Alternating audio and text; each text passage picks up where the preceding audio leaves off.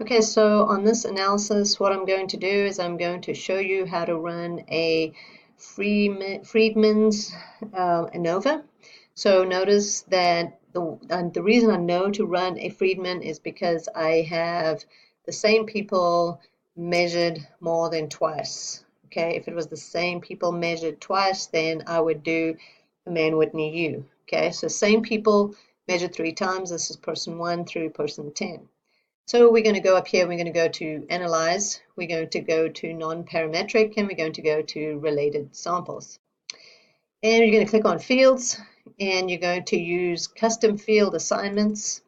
And again, you can double click on these and they automatically go over.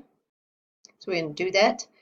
And we're going to click on Settings, and we're going to click on Customize Tests.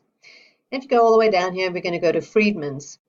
All right, so it's automatically going to run multiple comparisons, all pairwise comparisons. So let's just leave it there. Let's run it as an all pairwise, and we're going to click Run. All right, I'm going to erase these off from our earlier output. All right, and so here we have our hypothesis telling us that we can retain our null hypothesis. In other words, there's no significant difference in the weight between 0 at the start 1 month and the 4th month, I think. So let's do this again, and I'm going to show you.